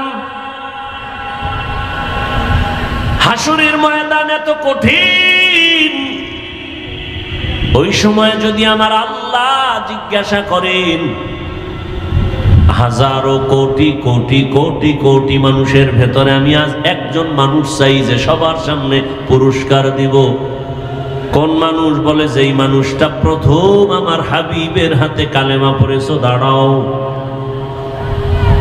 আম্মা জানেরা ভালো করে খেয়াল করেন, হাসরের ময়দানে প্রথম আল্লাহ যদি জিজ্ঞাসা করেন নবীর হাতে কে কালেমা পড়েছো, দাঁড়াও, একজন পুরুষও দাঁড়াবার ক্ষমতা রাখবে না। ওই সময় রহমতের নবীর হাতে কে প্রথম কালেমা পড়েছে, এই প্রশ্নের জবাবে একজন নারী দাঁড়ায় বলবে, হে আল্লাহ, তোমার এই কথা আমি সেই ব্যক্তি, একজন নারী, প্রথম মুহাম্মদের হাতে কালেমা পড়েছি, আমি প্রথম নারী ইতিহাসের পৃষ্ঠায়, আমার নাম খাদিজা। নারীর সম্মান কি পরিমাণ ইসলাম দিয়েছে বুঝাবার সময় নাই রে বাবা। কিন্তু আজকে যারা বলে নারীর সম্মান দেয় না, ওরা কি চায়? ওরা চায় নারীদের বেপরদায় নামাইয়া ভোগের সামগ্রী বানাবে, জেনা বেবিচার কইরা পুরা দেশটাকে বেশ্যাপাড়া বানাতে চায়। ওরা লম্পট, ওরা নারীর দুশ্মন, ওরা মানবতার দুশ্মন, ওরা স্বাধীনতার দুশ্মন, ওরা রসুলের দুশ্মন, ওরা ইসলামের দুশ্মন। ওদের মতো লম্পট চরিত্রহীন জমিনে আর কেউ নাই। ওরা তাসলিমার ফুটানো বাচ্চা। কিয়ামতের ময়দানে রব্বুল আলামিন যদি প্রশ্ন করেন, দ্বিতীয়, আমার ইসলাম দুনিয়াতে টিকাইয়া রাখার জন্য কে কল্লা দিয়েছো, রক্ত দিয়েছো, শাহাদাতের পেয়ালা পান করেছো? কিয়ামতের ময়দানে কোনো পুরুষ দাঁড়াবার সাহস রাখবে না। সাইয়্যিদুশ শুহাদা, যাকে বলা হয় আমিরে হামজা রাদিয়াল্লাহু আনহু, রাসূলের চাচা, তাকে বলা হয় শহীদগণের সর্দার, তিনিও দাঁড়াবার সাহস নাই। আল্লাহর প্রশ্ন হলো, শহীদের ময়দানে প্রথম আমার দিন জিন্দা করার জন্য কে কল্লা দিয়েছো? একজন পুরুষ দাঁড়াতে পারবে না, সাইয়্যিদুশ শুহাদা আমির হামজাও দাঁড়াতে পারবে না। দাঁড়াবে একজন নারী, দাঁড়ায় বলবেন, হে মালিক, তোমার এই কথা অনুযায়ী প্রথম ইসলামের জন্য আমি কল্লা দিয়েছি আমি এক নারী, সুমাইয়া রাদিয়াল্লাহু তাআলা আনহা। নারীর সম্মান শুধু দুনিয়ায় না আখিরাতেও বলার সময় নাই।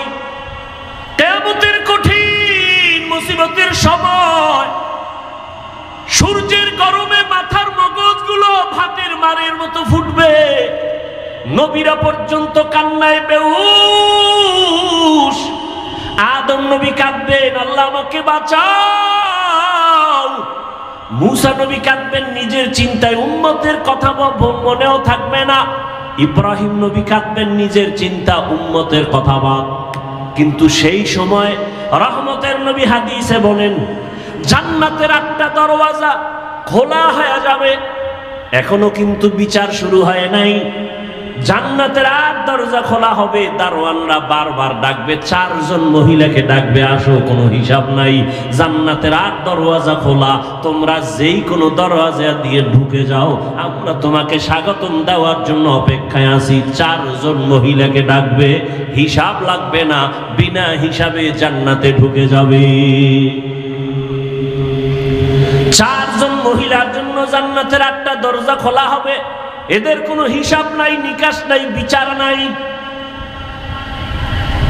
4 জন পুরুষের নাম তো আমি এ পর্যন্ত হাদিসে পাই নাই, কিন্তু 4 জন নারীর নাম আসছে। রহমতের নবী বলছেন, জান্নাতের 8 দরজা খুলে দিয়া ফেরেশতারা ডাকবে, আসেন, তাড়াতাড়ি আসেন, জান্নাতে আপনাদের জন্য শান্তির বিছানা রেডি।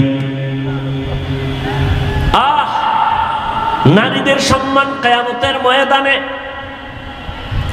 দুনিয়াতেও কত সম্মান। এরে আম্মা জান, এ জমিনে যত নবী রাসূল আসছেন সব আপনাদের অবদান। আপনারা তো তাদের মা, হাফেজে কোরআনের মা, আলেমের মা। এরে আম্মা জানেরা, আমরা পুরুষেরা জুমার জন্য মসজিদে যাওয়া লাগবে না ঘরে পড়লে হইব?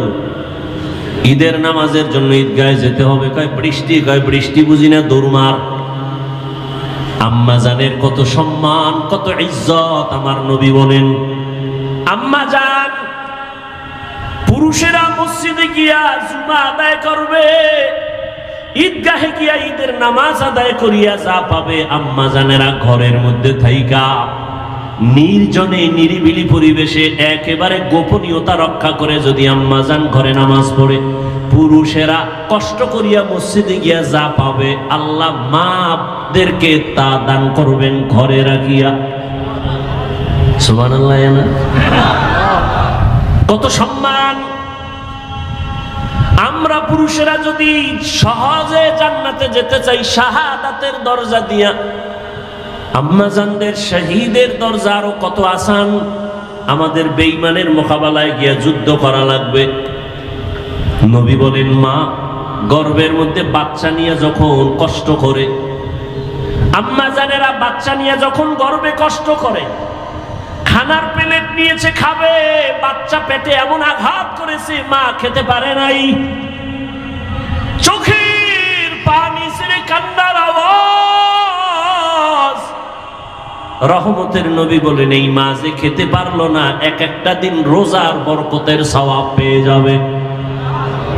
আর জোরে বলেন। এমন ঈমান দুর্বল হইছে।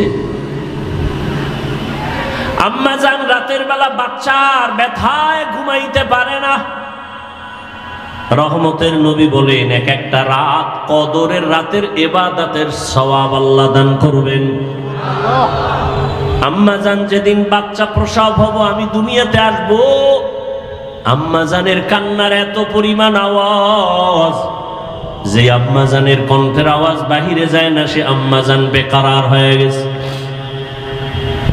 সাত আসমান বোধহয় মাথায় চেপে বসছে মায়ের কান্নার আওয়াজ। রহমতের নবী বলেন, ওই অবস্থায় কত নারী মরে যায়। বাচ্চা প্রসব কালে যদি কোনো আম্মাজানের ইন্তেকাল হয়ে যায়, বিনা হিসাবে শহীদি মর্যাদা নিয়ে জান্নাতে যাবে। কত মর্যাদা নারী! কুলাঙ্গারের গোষ্ঠী পাগল হয়ে গেছে ইসলামকে। এই যে যত চান্দাবাজার ধান্দাবাজারা সব নিকৃষ্ট চরিত্রহীনেরা জানে ইসলাম শান্তি ছাড়া আর কিছু দেয় না, মানে না কেন? তাহলে ওরা মেয়েদের নিয়ে আর হোটেলে হোটেলে মাস্তানি করতে পারবে না। আল্লাহ হেদায়েত দান করুন। আম্মাজান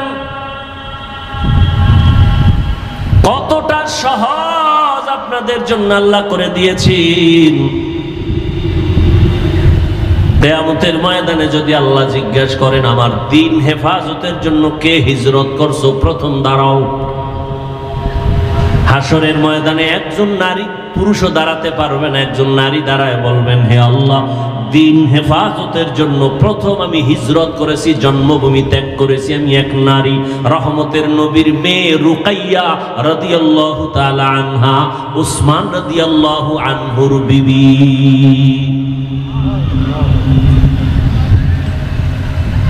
রহমতের নবীর আদর্শ।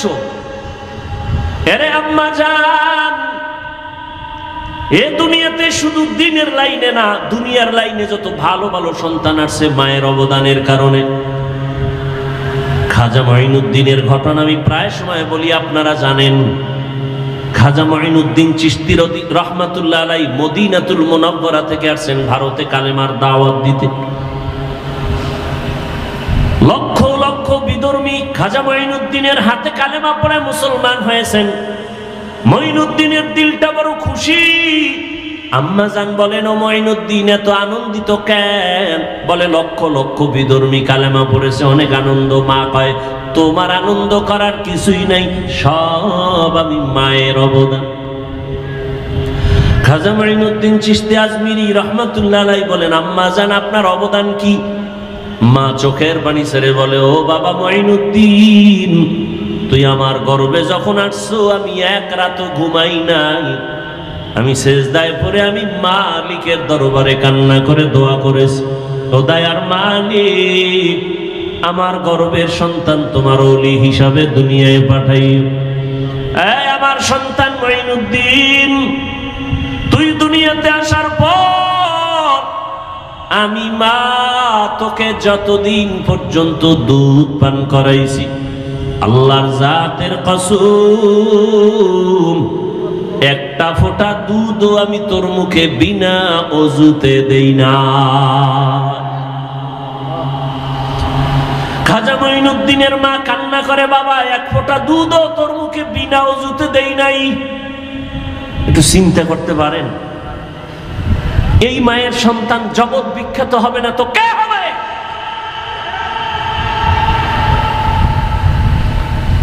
কে হবে সন্তান? জগৎ বিখ্যাত হবে না তো কে হবে?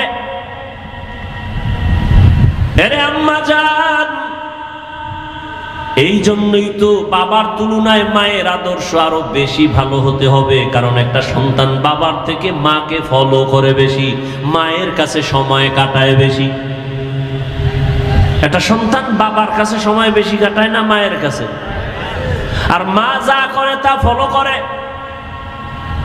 এই জন্য দেখবেন যেই ঘরের মা নামাজি, আজান যখন হয় মা কাপড় টেনে দেয়। দেখছেন নি? যখন আজানের আওয়াজ পায় যত বড় উল্টা পাল্টা মহিলা হোক না কেন কাপড় টেনে দেয়। পাশে একটা বাচ্চা ও দেখে দেখে শিখতেছে। একদিন কাপড় টান দিছে, মা কয় গুনা গুনা টানিস না, গুনা। বাচ্চা তো গুনা বুঝে না। হঠাৎ একদিন আজান চলতেছে, মায়ের কাপড় উঠাইতে মনে নাই, বাচ্চা কাপড় টেনে দেয়, এখন আর মা উঠায় না। আম্মু গুনা গুনা গুনা, ঠিক নেই? আম্মা জান নামাজ পড়ে দেখবেন বাচ্চাটা ওগুলো শিখে। মা আজান হওয়া মাত্র চলে গেলেন অজুখানায় অজু করার জন্য, দেখবেন বাচ্চাও চলে গেছে মায়ের কাছাকাছি। মা সুন্দর করে অজু বানাইলেন, বাচ্চাটাও মাকে দেখে দেখে অজু করতে গিয়ে আধা গোসল করে ফেলছে। মা যখন যায় নামাজ বিছাইয়া নামাজে দাঁড়ায় গেছে, বাচ্চাটাও মায়ের পাশে দাঁড়ায় গেছে। মা হাত বুকে বাইদা আলহামদু সূরা পড়তেছেন, বাচ্চাটাও বুকে হাত বাঁধছে। মা ঠোঁট নাড়ায় নাড়ায় তেলাওয়াত করেন। বাচ্চা তো বুঝে না মা কি পড়ে, মা তেলাওয়াত করেন, কিন্তু বাচ্চাটা না বুঝা শুধু ঠোঁট নাড়ায় ঠোঁট নাড়ায়। মা যখন রুকুর মধ্যে যায় বাচ্চাটাও রুকুর মধ্যে যায়, মা যখন সেজদায় যায় বাচ্চাটাও সেজদায় চলে যায়। মা কপালার নাক ঠেকাইয়া সেজদা করে, বাচ্চাটা গাল মাটিতে লাগায় মায়ের চেহারার দিয়ে তাকায়, তাকায় দেখে মা ঠোঁট নাড়ায়, বাচ্চাটাও ঠোঁট নাড়ায়। আমার মালিকের কুদরতি অন্তরে মায়ার জোশ। আল্লাহ ডেকে বলেন ফেরেশতা তাকায় দেখ ওই বাচ্চাটা ঠোঁট নাড়ায় কেন? বলে ওর মা ঠোঁট নাড়ায়। বলে ওর মা কি বলে? বলে ওর মা বলে সুবহানা রব্বিয়াল আলা। আল্লাহ বলে লেখ এই বাচ্চাও বলে সুবহানা রব্বিয়াল আলা। এই বাচ্চার তো আমল নামা নাই, সওয়াবগুলো মায়ের আমল নামায় উঠাইয়া দাও। আতিনা ফি দারে দুনিয়া না হাসান, আতিনা ফি দারে উকবা না হাসান, ইয়া গিয়াসাল মুস্তাগীসিন ইহদিনা লিফতিখারা বিল উলুমে ওয়াল গিনা। हर गोरी देने को तू तैयार है, जो न मांगे उससे तू बेजार है। ও আমার পর্দার আড়ালের মা বোনেরা, ও যুবক, ও বৃদ্ধ বাবাজিরা, কয়দিন আর দুনিয়ার রং তামাশায় ঘুরবেন? মনে তো কত আশা ছিল, কম তো আশা পূরণ করেন নাই। মাদ্রাসার বিরোধিতা করেন তাও জানি, এরপরও আমরা আপনাদের জবাব দেই না, গালি দেই না, বরং বিনয় হইয়া হইয়া আপনাদের কাছে নরম ভাবে বয়ান করি, পাও দইরা দইরা বয়ান করতে চাই। ও আল্লাহর বান্দারা, কারণটা কি? একমাত্র কারণ শুরুতেই কিন্তু বলছিলাম দিনের সহি বুঝ বড় কঠিন সম্পদ। দিনের বুঝ যখন আসবে মরিয়া গেল বান্দা আর নামাজ ছাড়বে না। চিন্তা ভাবনা করে দেখলাম ওরে টাকার পেছনে বাড়ির পেছনে বেপরদায় গুনাহ কইরার কয়দিন। ও আল্লাহর বান্দারা, দুনিয়াতে গুনাহ করিয়া করিয়া কেউ তো দুনিয়াতেই সম্মান পায় না, আখিরাতে তো কিছুই পাবে না। অথচ নবীর তরিকা মানার কারণে আলহামদুলিল্লাহ যত মানুষ যতই গালি দেয় না কেন, সামনে আইসা সালাম না দিয়া কথা বলে না, ঠিক নেই? যত মানুষ আমাদের বিরোধিতা করুক না কেন, কিন্তু সামনে আইসা সালাম দেয়, মোহাব্বত কইরা দোয়া চায়, হুজুর দোয়া করবেন, আমার মতো গুনাহগার কেউ নাই। এই সম্মান টাকা দিয়া পাওয়া যায় না। এই চিন্তা ভাবনা করে দেখলাম আসলেই আমার মাওলার কথাই তো ঠিক, নবীর কথাই তো ঠিক। নবীর কথা মানার কারণেই তো আজকে এত সম্মানে আছি, নবীর আদর্শ মানার কারণেই তো এত সালাম পাইতেছি, নবীর আদর্শ মেনে চলার কারণেই তো এত সম্মান, এত মোহাব্বত, এত ভালোবাসা। এই জন্যই চিন্তা করে দেখলাম আল্লাহর নবীর আদর্শ ছাড়া আর কোনো ভালো আদর্শ নাই। আর আল্লাহর কোরআন সত্য, এ কোরআন ছাড়া সত্য কোনো কিতাব নাই। আল্লাহর কোরআনে স্পষ্ট গুনাহ করলে কি ক্ষতি হবে, নেক আমল করলে কি লাভ হবে তাও স্পষ্ট বলা আছে।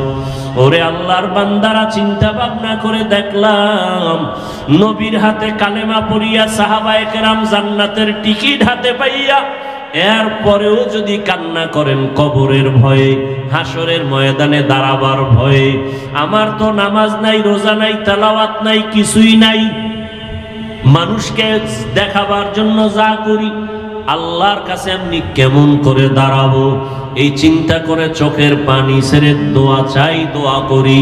ও আল্লাহর বান্দারা, আমরা নামাজ পড়িয়াও কাঁদি, দাড়ি রাখিয়াও কাঁদি, ভয় ভয়, আল্লাহর আযাব বড় কঠিন।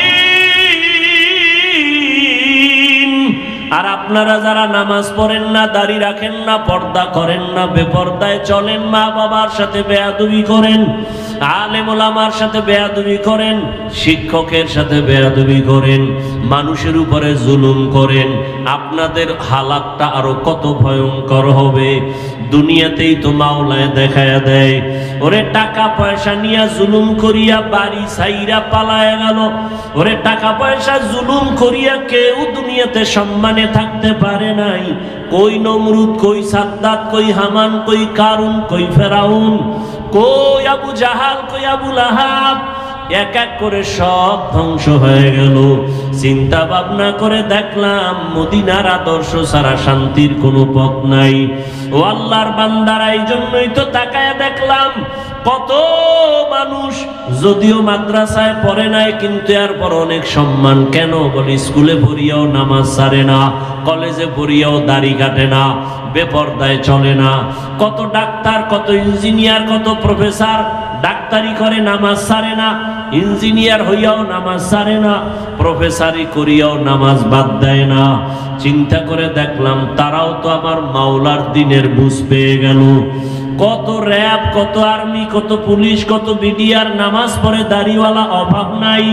জেনারেল লাইনে থাকিয়াও কত মানুষ দিনের বুঝ পাইয়া নবীর আদর্শের আপন গলার মালা বানায় নিল। তাহলে আমি কেন পারবো না? একজন জেনারেল লাইনের মানুষ যদি নবীর তরিকা মেনে পর্দা করে, আমি কেন পারবো না? আমার এখনো তো তৈরি হওয়া খুবই জরুরি, প্রয়োজন। ও আল্লাহর বান্দারা, আল্লাহর কোরআন সত্য, গুনাহগারের আযাব হবে তাও সত্য। দুনিয়াতে সূর্যের গরম সহ্য করতে পারি না, বেতের বাড়ি সহ্য করা যায় না, মশার কামড় সহ্য করা যায় না। অতএব এখন থেকে তৈরি হয়ে যাও, গুনাহ নিয়ে যেন আজরাইলের হাতে ধরা না পড়ো। এরে আল্লাহর বান্দারা, দুনিয়াতে অনেক অন্যায়কারীরা অন্যায় করা অবস্থায় পুলিশের হাত থেকে বাঁচিয়া চলতে চায়, পুলিশ দেখলে ধরা পড়লে উপায় নাই। ওরে যারা গুনাহগার, আল্লাহর ভয় অন্তরে জমা করিয়া তওবা করো, কারণ গুনাহ অবস্থায় যদি আজরাইলের হাতে ধরা পড়ো, কই ছেলে, কই মেয়ে, কই বাড়ি গাড়ি কিছুই না, সাদা 3টা কাপড়ের প্যাকেট বানায় কবরে নিয়ে যাবে। আজকে আমার এত সম্মান, এত কিছু, কেউ আমার নাম নিবে না। তবে মানুষের সাথে যদি ভালো ব্যবহার করি, জুলুম না করি, মানুষের সাথে ভালো আচরণ করে যাই, আল্লাহর হুকুম মতো চলে যাই, মানুষ তখন দোয়া করবে, স্মরণ করবে। আর যদি অন্যায় করি, জুলুম করি, স্মরণও করবে না, দোয়াও করবে না, আল্লাহ আমাকে আর ভালো রাখবেন না। অতএব হেদায়েতের মালিক আমার আল্লাহ। এখনো যারা নামাজ ধরতে পারো নাই রে যুবক বাবারা, স্কুলে পড়ো, নামাজটা ধরে ফেলো, কলেজে পড়ো, নামাজ ছাড়িও না, দাড়ি কাটিও না, বেপরদায় চলিও না। মা বাবার দোয়া, শিক্ষকের দোয়া, উলামায়ে কেরামের দোয়া নিয়া নবীর আদর্শের মালা গলায় লাগায়া চলো। আল্লাহর কাছে খাঁটি তওবা করো। মরিয়া গেল আর দাড়ি কাটবা না, নামাজ ছাড়বা না, বেপরদায় চলবা না, মা বাবার বরদোয়া নিবা না, শিক্ষকের সাথে বেয়াদবি করে বরদোয়া নিবা না, উলামায়ে কেরামের সাথে বেয়াদবি করে বরদোয়া নিবা না। তওবা করার মতো যদি অন্তর তৈরি হয়, খাঁটি তওবার নিয়তে দুটো হাত আল্লাহকে দেখায়া দাও। আয় আল্লাহ, হাতগুলো কবুল করে নেন, তওবা কবুল করে নেন। তওবার উপরে মজবুত হইয়া চলার মতো তৌফিক দান করেন, আমিন। আলহামদুলিল্লাহি রাব্বিল আলামিন, ওয়াসসালাতু ওয়াসসালামু আলা সাইয়্যিদিল আম্বিয়াই ওয়াল মুরসালিন ওয়া আলা আলিহি ওয়া আসহাবিহি আজমাইন। ইয়া আরহামার রাহিমিন, ইয়া আরহামার রাহিমিন, ইয়া আরহামার রাহিমিন। রব্বিরহামহুমা কামা রব্বায়ানি সগীরা। আল্লাহুম্মা ইন্নাকা আফুউন কারীম তুহিব্বুল আফওয়া ফা'ফু আন্না। আল্লাহুম্মা ইন্না নাসআলুকা রিযাকা ওয়াল জান্নাহ ওয়া নাউযু বিকা মিন সাখাতিকা ওয়ান নার। আল্লাহুম্মা ইন্না নাউযু বিকা মিনাল বারাসি ওয়াল জুনুনি ওয়াল জুযামি ওয়া সাইয়্যিল আসকাম। ও দয়ার মালিক, গুনাহের বোঝা নিয়ে আপনার দরওয়াজায় হাজির। এই ময়দানে তাকায় দেখেন কত আপনার মোহাব্বতের বান্দারা হাত তুলেছেন।